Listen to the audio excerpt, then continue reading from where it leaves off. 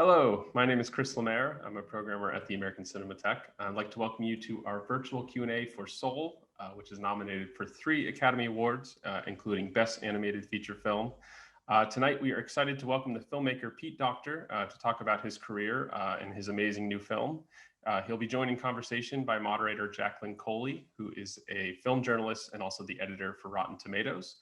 So without further ado, I'd like to turn it over to Jacqueline and welcome Pete Docter. Hello, everyone. My name is Jacqueline Coley, and I'm the editor at Rotten Tomatoes, and it is my distinct honor to moderate this conversation with the filmmaker behind the Oscar-nominated animation Soul. So without further ado, please allow me to welcome Mr. Pete Docter, director and co-writer of Soul. Hey, Pete.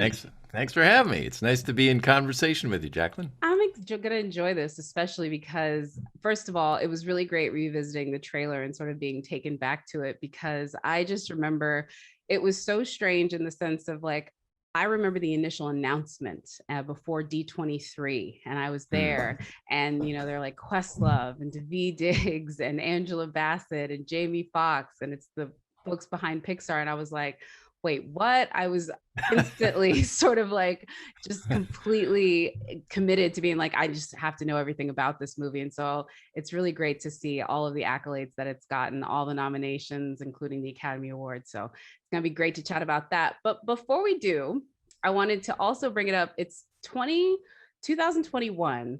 And I think you must have made the film when you were 14, because it's 20 years this year since Monsters, Inc., which I think is just incredible. Yeah, wow, that's true. Wow. Yeah. And it's not the first chapter, of course, with you and Pixar, but I have to think that it has to be a bit of a full circle moment now, sort of ushering this film through the awards circuit and knowing that it's in the same year that, you had your debut feature director with Pixar. Did you get a lot of commemoration stuff, folks wanting to celebrate the anniversary? Yeah, a little bit. I mean, more people than usual kind of bringing it up. That was the first year that the Academy Awards had a specific nomination category for animation, and we lost, but it was nice to be there. It was It was fun. nice. And then that's Yeah. so interesting too, because your career has been so in lockstep with I think, revitalization, the medium of animation has had, and people taking it past this Thank you. idea of it being a genre. I love that Mhm. Pixar ushered that in, so, and talk about that too, just the transformation that you've seen in animation over this past 20 years, not just with Pixar, I mean, all over. Yeah, I mean, when we started on, like Toy Story, we literally, as we pitched it to Disney, they were like, "Great, where do the songs go?" Because if it was animated, it was a musical, and it had an "I Want" song and a sidekick, and so we actually made a whole list of like, here are all the things we're gonna break. We're not gonna do any of that because we want to show that animation could do so much more than the little box it's been put in. And I think everybody in the animation business to some degree is a little bit guilty still of putting ourselves in certain boxes. I do feel like that's part of our mission, if you will, of like, how far can we push this? And I worried along the way on this one that maybe we pushed it a little too far. Are people No. going to go with this or not? I don't know.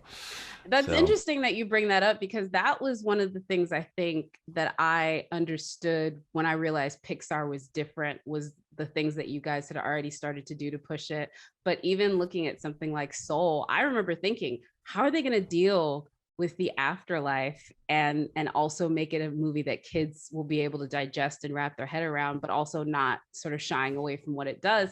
And I guess that's part of the formula of how y'all approach every story. So really talk about how you guys play that balancing act, because that's the reason why these are such beloved properties, because people not only experience them as kids, but as adults, and then that sort of like translation of language, giving it to the next generation and so on.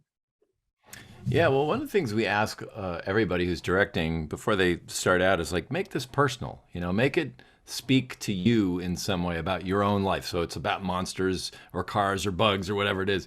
But hopefully, at the heart of it, it's something that's almost like an indie film. It's wrapped in this wrapper of a huge blockbuster film that's for families. But at the heart, I think the movies are personal. So on this one, I was really I guess like kind of a midlife crisis place where I was like, I've always loved animation. I feel like it's what I was born to do. And yet, even after Inside Out, for as well received as it is, and I couldn't ask for a better reception, I still felt like well, I'm the same guy. I didn't like my life didn't click into place in the way that I don't know, somehow maybe I was expecting. And I think that's common that we have this. I think there's a psychological word for it, but I don't remember. It's like uh, we feel as though once we achieve these goals or attain these things, that's going to fix us as people. Yeah. So this film was really an investigation into like, well, wait, have I been had my priorities in the right place? What's Yeah. life? What am I waking up for? What am I spending my days doing? Because I'm not going to be around forever. So what am I spending my time focusing on? Wow. And anyway, I would say this is much, I know the story shifted so much, but it sounds like this really came from a very deeply personal place for yourself, where you were maybe working through some of your own sort of thoughts, yeah, about your own mortality with it. Is that where it kind of started too? Or was it even more so past that? well, yes, it wasn't so much like, oh crap, I'm gonna die, which is true, everybody is, but it was more of like, what am I like? If I only have another 3 films in me or whatever, animation works slow. It's like 4 or 5 years to do these. So, what am I? Should I even be doing animation? Is there something more I could be doing that would bring more into the world or take better advantage of my talents and time? And so it was just kind of all of those things. And what's funny is a lot of times when I pitched it early on, people are like, "Ooh, there's a lot of we're going to offend somebody in religion and so on," and that was definitely a concern. But what ended up being a much bigger issue was the cultural stuff. As soon as Joe became black, that became such a hot button, and rightly so. But it was that was a very delicate needle to thread, and some people don't feel like we did, but we tried as hard as we could to be as authentic, to get as many different people from the community to represent not just black culture, but specifically jazz musician, middle-aged, Queens, teacher, those Mm-hmm. kind of specific details we wanted to get right as much as we possibly could. I think, especially given the consideration, which you guys have been very open at admitting that this story took a shift when Jamie signed on, and it wasn't originally maybe going to have that protagonist. But I think you guys brought in the perfect team of collaborators to sort of see that vision through. And I know a huge part of that were 2 men, specifically John and also Kemp, and what they brought was that authenticity. And it's sort of something that is intangible. And of course, there can be debates about where it is, but I always tell people this is a movie where the primary objective is brother trying to get a fade and a new suit. And I'm sorry, if you cannot clock out in the culture that is, you're missing it. Uh-huh. So yeah, talk about adding those 2 gentlemen in particularly and what they brought. Well, actually, it started with jazz, right? That was the determining choice that we made early on. So I was looking for uh, something that Joe was all about, that he cared desperately about, like I do about animation. But I wasn't sure, like, would an audience root for an animator on screen? So we were looking for something a little bit more interesting. We tried actor, but people felt like, oh, he's just trying to be famous, and get rich or something. So, but when we hit on jazz, I mean, I've always loved jazz. I love watching people play. There's something magical about that performance that happens right there in front of you. And so then when one of our consultants said, well, jazz could more accurately be called black improvisational music, we're like, okay, the right thing to do would be to make our main character African American to reflect that. And then we needed a lot of help. And so Kemp was not only African American, but from Queens, actually Brooklyn. He'll point out the superior borough, but about the same age as Joe, and had gone through a lot of the same things. He used to be in one of his many other careers that he's had. He's had like 5 different amazing careers. He was a music critic, so he's super knowledgeable about jazz music. He was such an, and most importantly, he's a great writer. So Yeah. he came on, he added all this specificity, not just to Joe, but the story as a whole. Um, a lot of things that have nothing to do with black culture were Kemp. Terry, the antagonist, was a big character that he kind of pioneered and wrote. So yeah, he was huge, huge, and so much so that we hired him as a writer. We quickly realized, you know what, he's already stepped up into what he's doing already is co-directing. So Kemp became co-director.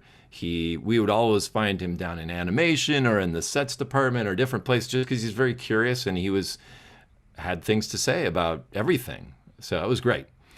And then Jazz also brought us to John Batiste, who more than just the music, he is kind of the soul of the film. He is one of these people when he walks into a room, it like lights up. There's something about his charisma, his energy. And I remember the first time I met him, I was like, is this guy for real? Man, You think it's a put on, but it's so Yeah. not. I've interviewed him and I thought the same thing. Yeah, yeah, and it's infectious. I just love being around him. We're always texting each other now with different wow, check out this Miles Davis tune, or listen to this is Art Tatum record. Have you heard this? So it's been really cool working with him, and I think his enthusiasm for jazz as a musical form and what it means, what it's the underlying message of the music, both for its time and for the people who played it, all of that has been such a great gift for me to learn. And we tried to put as much into the film as we could.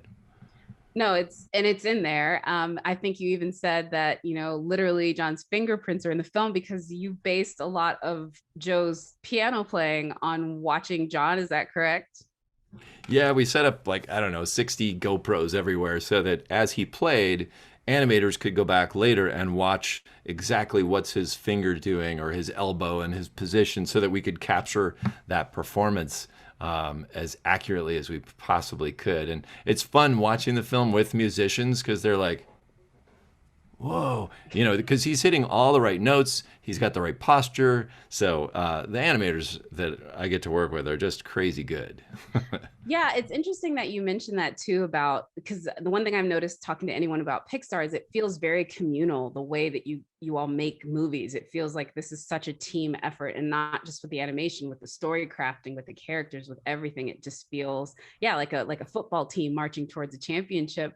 And it was actually something that I'd heard one of the actors in Soul say was almost a little off-putting for him. That was David, where he talked about, because of how I would guess it's always just about finding the best story, you guys don't mind killing your darlings. And he said it was hard for him to take that because it's brutal. It's like, no, we're going to get the best version of this story, even if we have to let some brilliant things go, which I think is interesting. Maybe you can explain how that goes.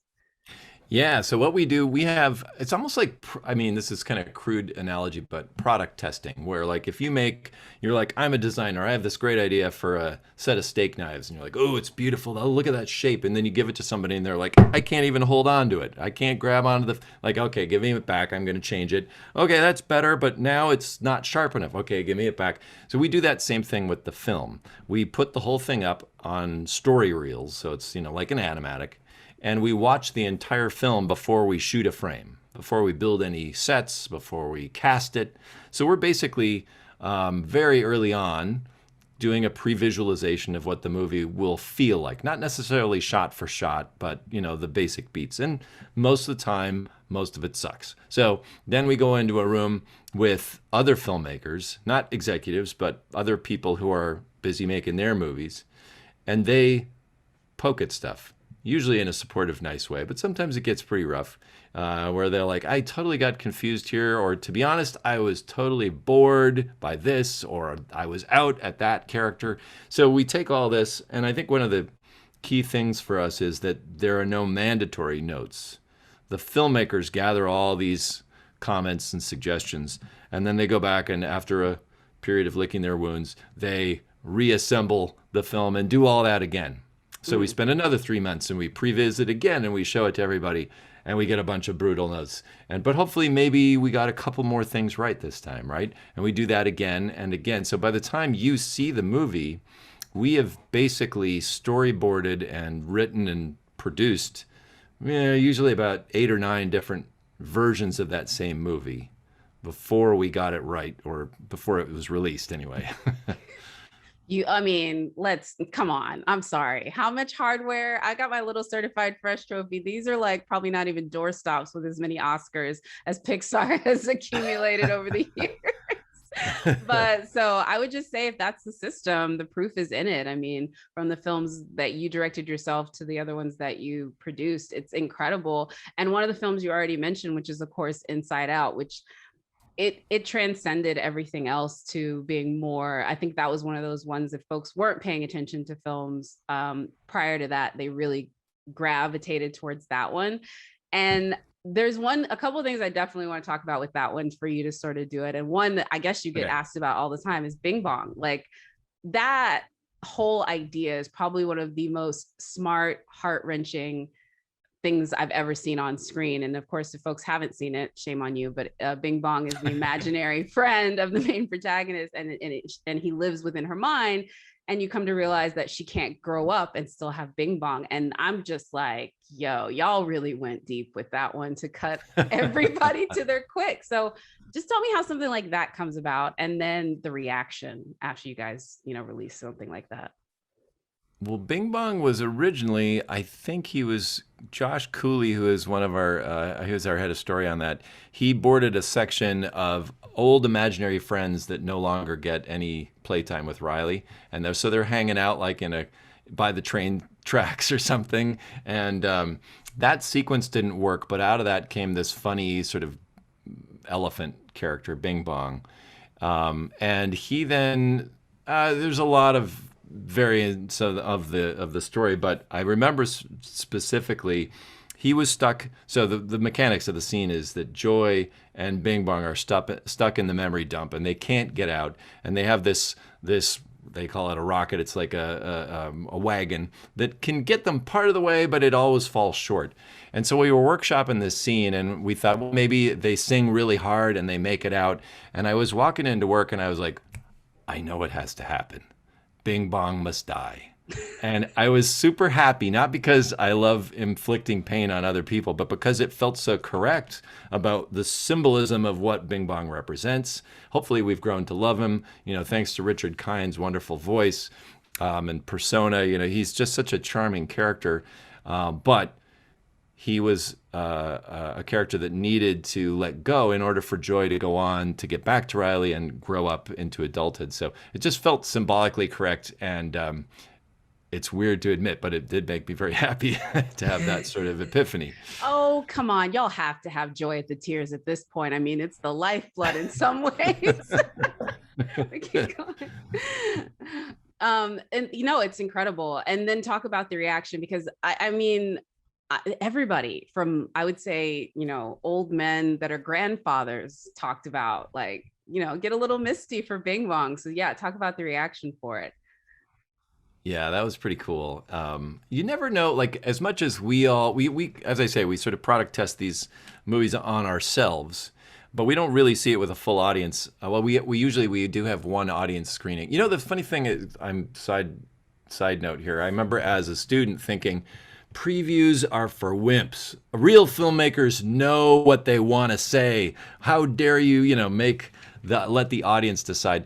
I will say, as a filmmaker now, it's the greatest gift in the world to be able to see a movie with an audience and then have the option to go back and make changes. Because so often, what I say, I think I'm very clear. I think I'm putting this across in a meaningful or emotional way.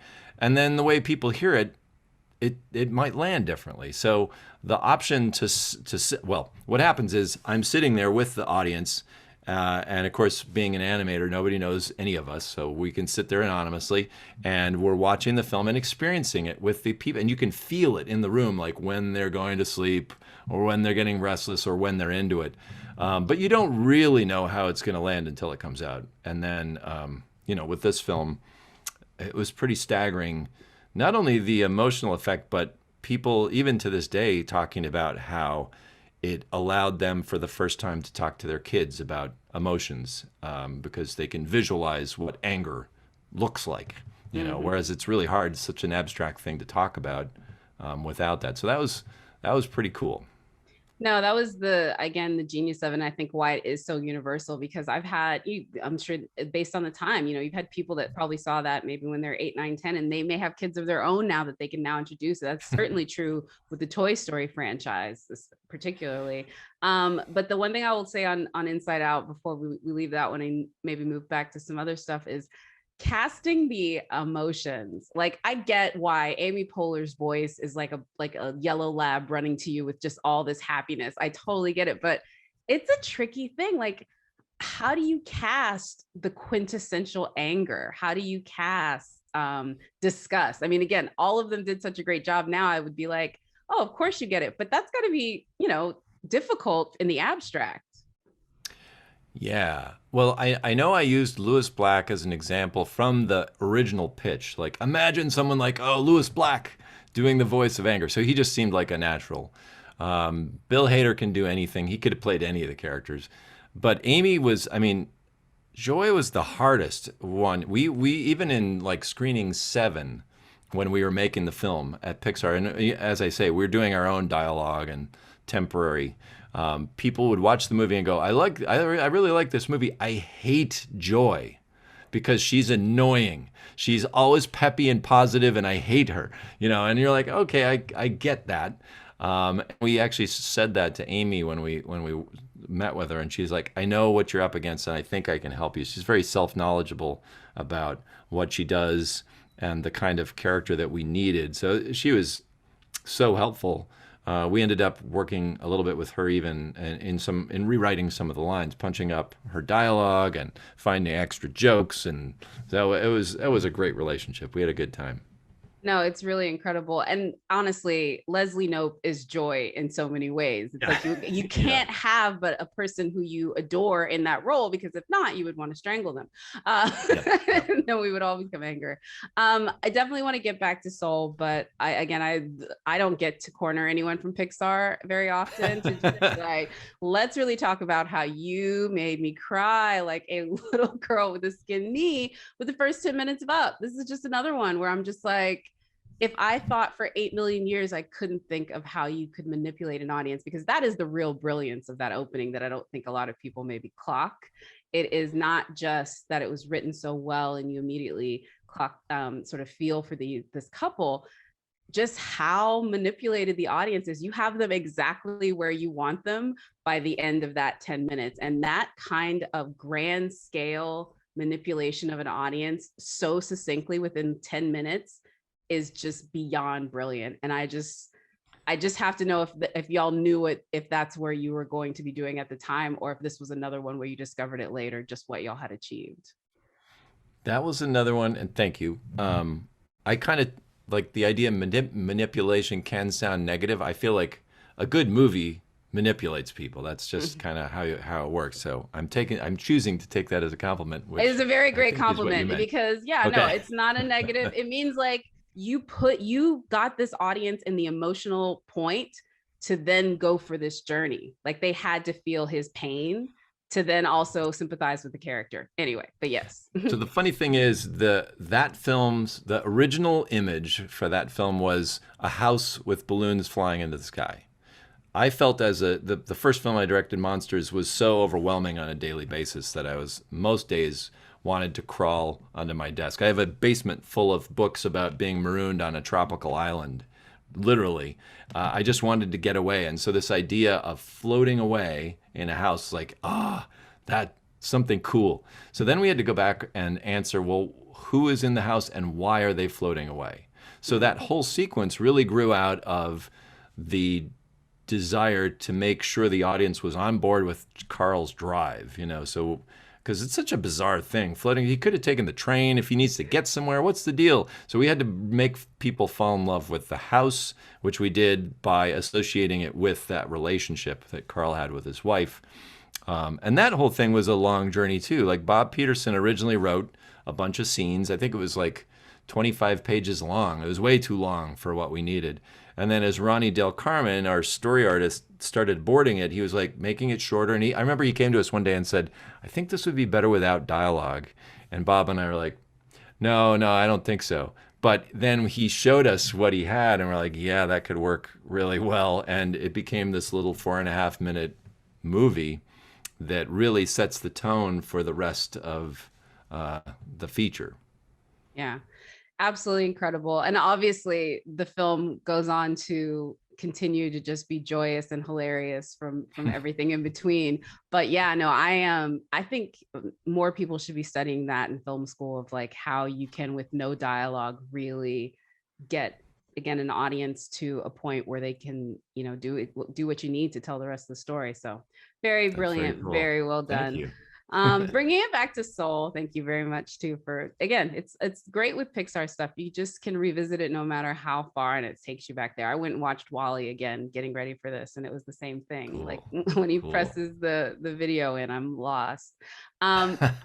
Bringing it back to Soul though, 22 is just such another tricky one, another character that can come off pestering and completely dismissive, because she is for the entire film. But you get somebody like Tina to bring that up. But I also thought was really great, which was her mentors throughout the time.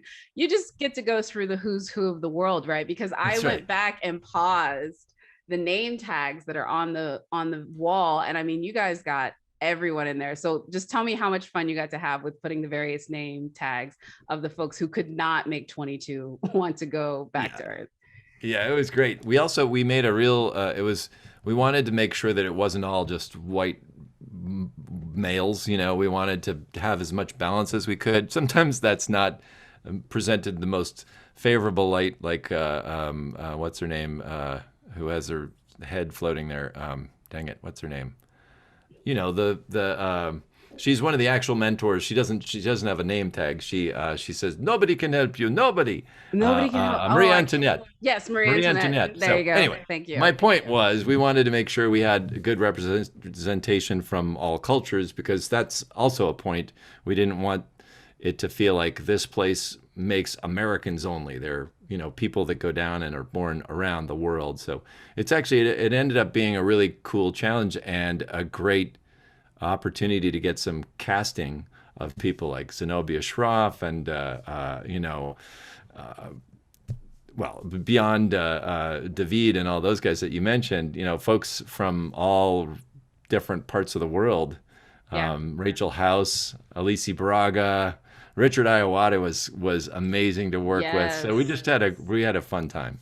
Rachel was also in Taika's film as well, I believe, right? And then Richard, folks will recognize him from IT Crowd and such. Yeah, no, this is, and it brings me to my very next question. I don't think you guys ever have a shortage of people wanting to work with you, because I actually spoke to Fortune Feimster, who has a very small part in this one, but she's like, yeah, when they call, you say yes because it's Pixar, and you just want to do anything, even if it is 5 minutes of saying the same line 4 different times. That's right.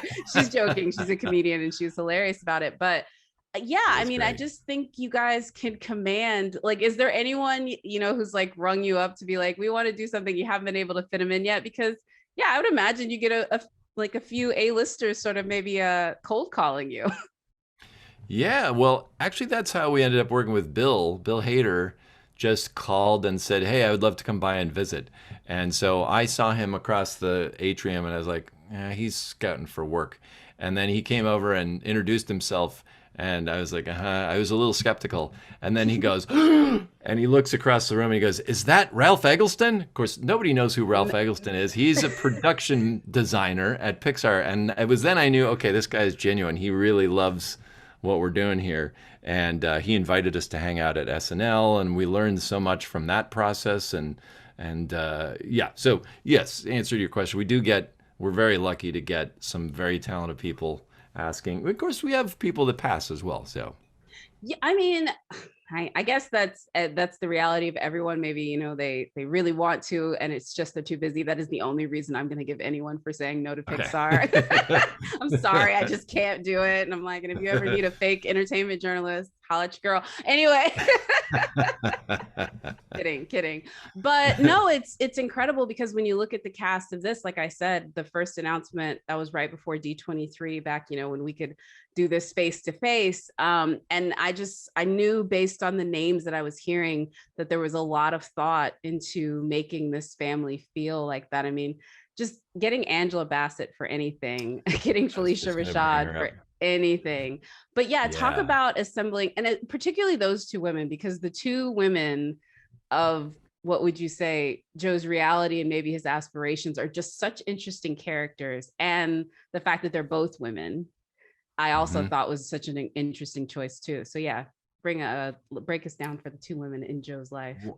Yeah. One of our consultants was Terry Lynn Carrington, who's a drummer, band leader. She played with Buddy Rich when she was like 10. She's amazing musician. And she pointed out that a lot, even today, 99% of band leaders are men.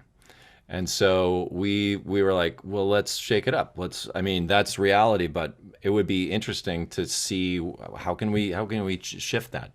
What we needed that character to be like a mountain to climb for Joe. She can't be a welcoming, well, come on up, I'll help you. She has to be like, I don't suffer fools. You better be really good or you're not getting on this stage.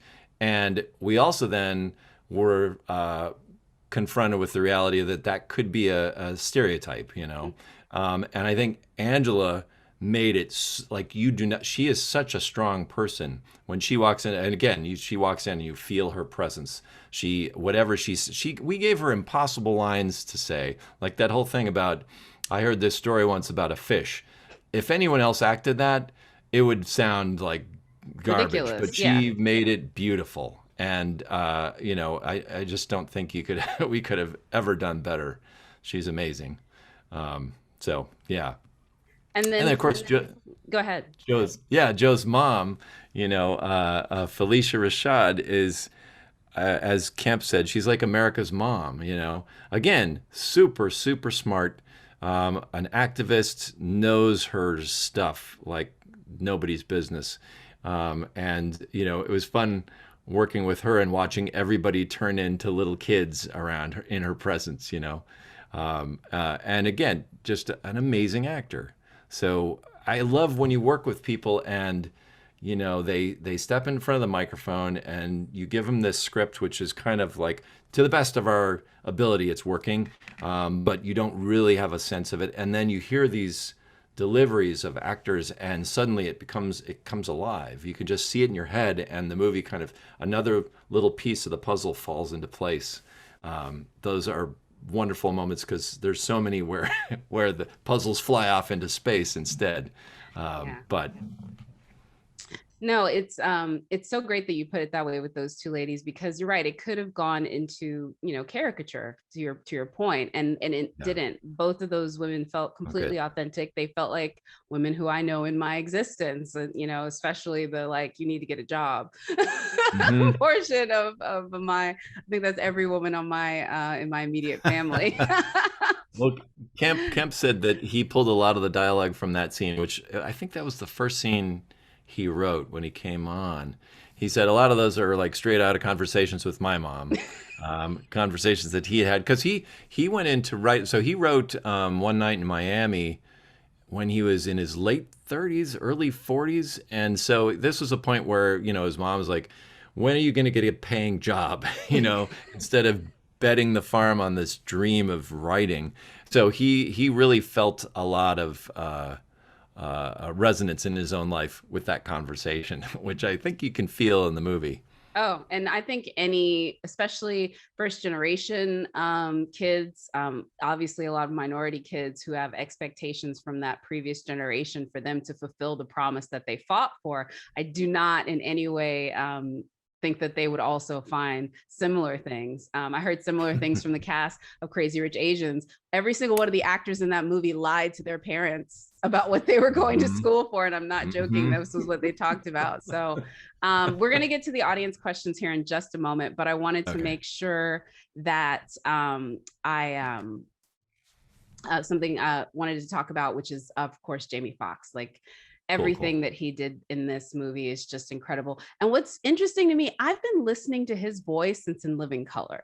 And Oh yeah. I'm a Texas girl too. And so I hear that in him. Cool. He adjusted, I think, a considerable amount for Joe, even though it feels like his voice. I just felt like he put that character in a different way, which I think is even harder where it's close to your voice, but not exactly. So yeah, talk Yeah. through the choice for that for Joe. And I would imagine how difficult it is to stay in that cadence through all of the recording that you have to do. Yeah. He came to the first session prepared with a number of different voices he wanted to do. And they were pretty cartoony. They were much more like the characters he'd played on In Living Color and stuff like that. And he's not the only one to do that. I remember Billy Crystal, when he first came on, wanted to really do an exaggerated cartoon voice. But we were able to talk it through and steer him towards, you know what, he's just such a personable, wonderfully energetic, kind guy. We're like, we just want your real voice, And so we talked about the character being from New York and the accent, and I think he did just subtle things, but he's such an amazing. I mean, even as we were talking, he would be talking about, uh, uh, different people that he was working, because I think he was just starting. What's the movie with the boxer? Just Mercy. Yes. No. Well, yeah, he was in that during this, but the famous boxer whose name is not coming. Anyway, my point is, he does these amazing impressions where you feel like, whoa, somebody just he transformed in front of me and became a different person. So he like he's just amazing in his observation and ability to do that. It's kind of frightening almost.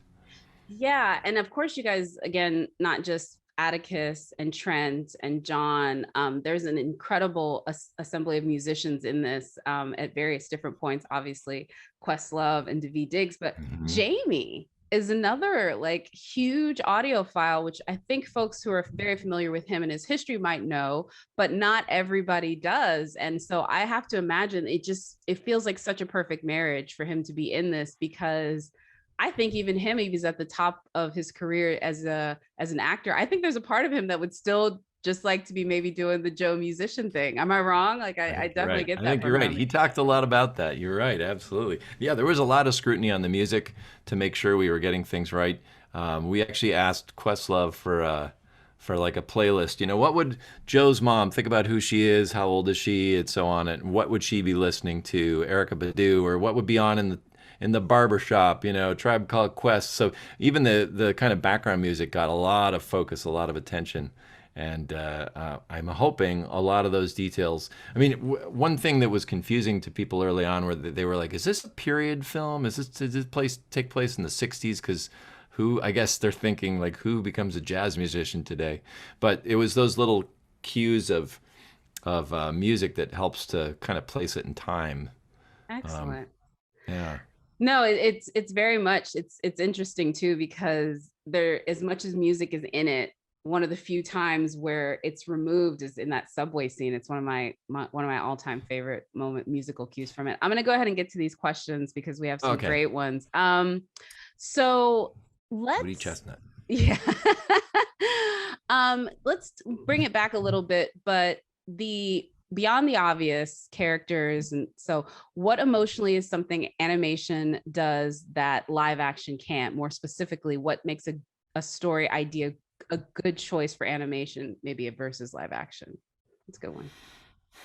That's an interesting question. I always think, I mean, the more obvious one is, we can bring to life stuff that you couldn't do in live action.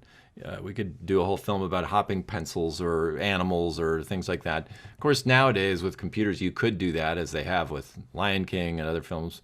I think tonally, I feel like animation has the ability to go places that live action doesn't. That, if you watched real actors jumping around and behaving as extremely as they did in Inside Out, for example, you'd be like, it's so cartooned that I don't quite believe it. And with animation, somehow, because what you're seeing is stylized and pushed, I think along with that, some of the acting can go with it. I also feel like, I don't know the answer to this, but if you shot the opening to Up, which you mentioned earlier, if you shot that in live action, would it be as emotionally powerful as it is for people in animation? There's something about the reductive, slightly abstract nature of animation that I think invites you in a different way. Yeah. At least that's my theory.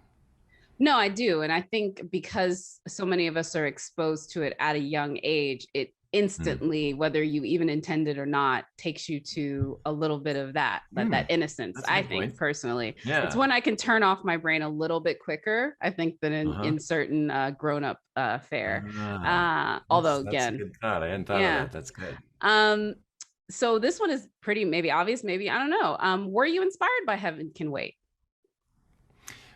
We watched it. I hadn't seen it before we started work on it. So there were elements that I was like, oh, that's a cool movie. Okay, I don't want to do that. I want to make sure we don't feel like we're ripping anything off. So, it was definitely part of the films that we looked at. Another one we looked at was Defending Your Life, the Albert Brooks film. Have you seen Oh that? wow, no, I haven't seen that one. But It's yeah. pretty hilarious. That's one to check out. We also were really inspired by It's a Wonderful Life and Christmas Carol, which kind of are almost like two sides of the same coin in terms of what they're talking about. But a lot of references.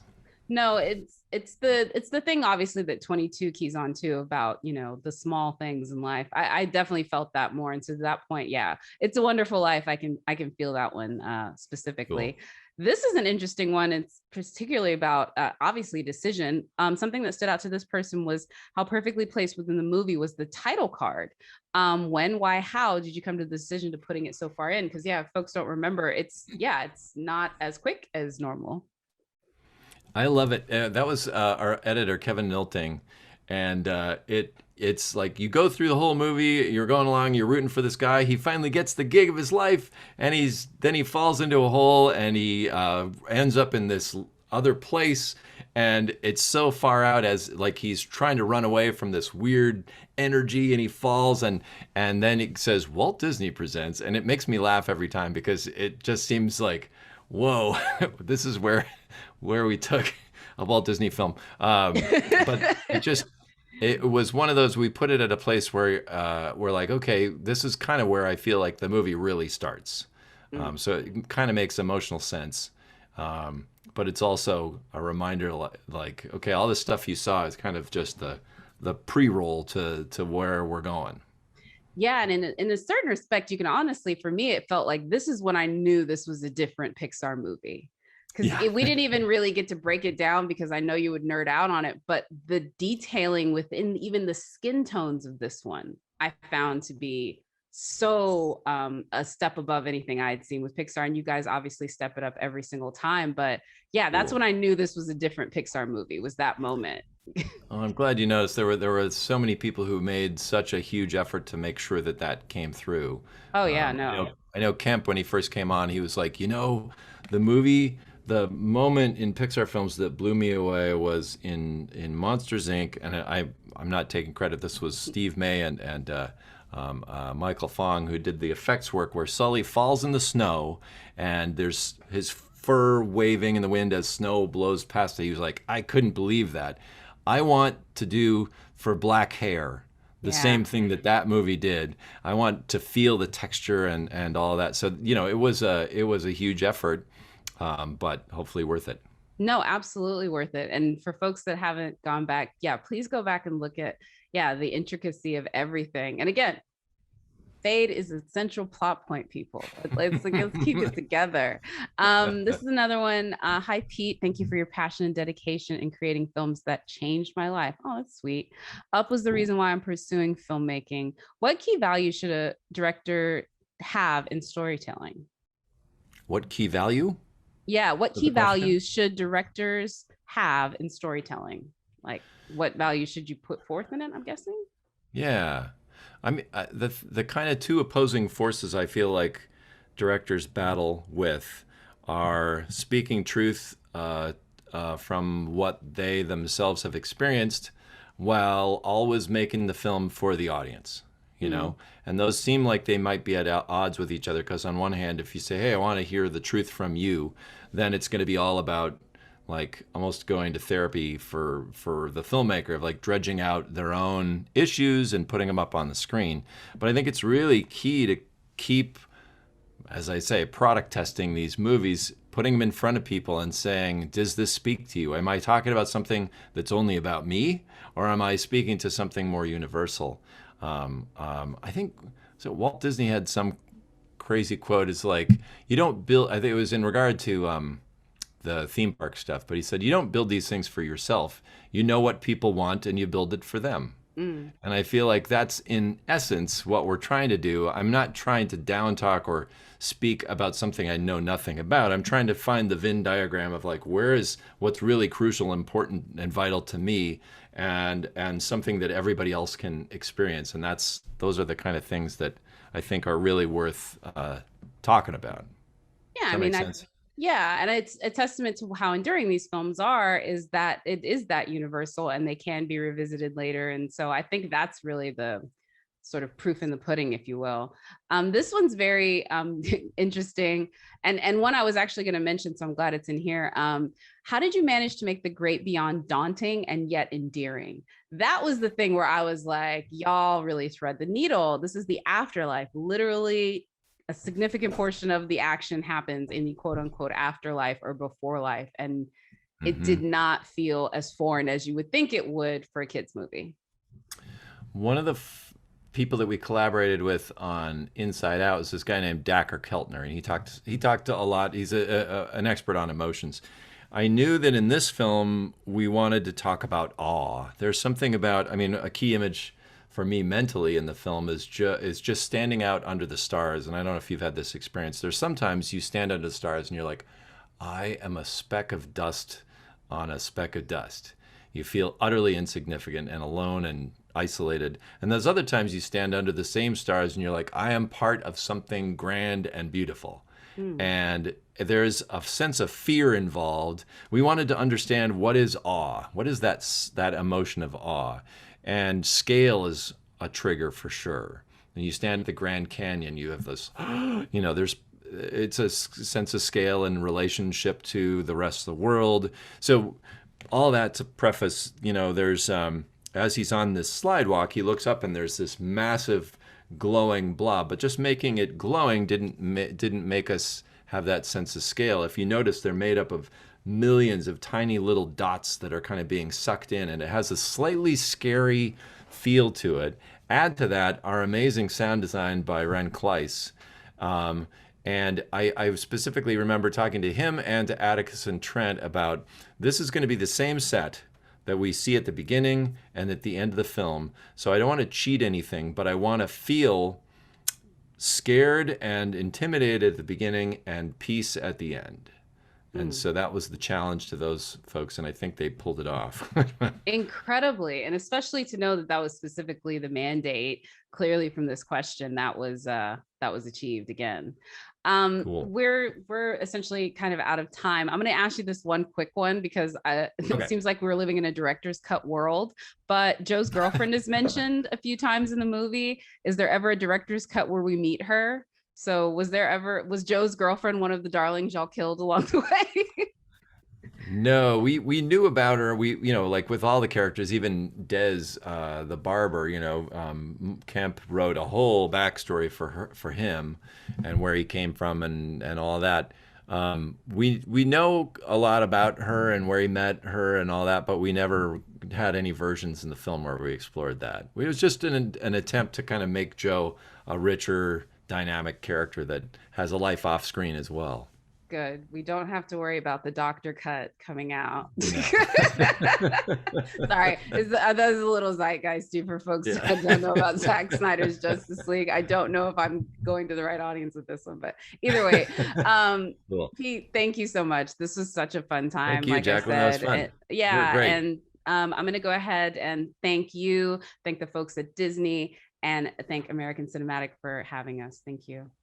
Thank you, Jacqueline. And Pete, thank you so much for spending time with us today. Your films mean so much to us and just to so many people. So it's been a real treat to have you for this Q&A. And Jacqueline, thank you so much for hosting this wonderful discussion.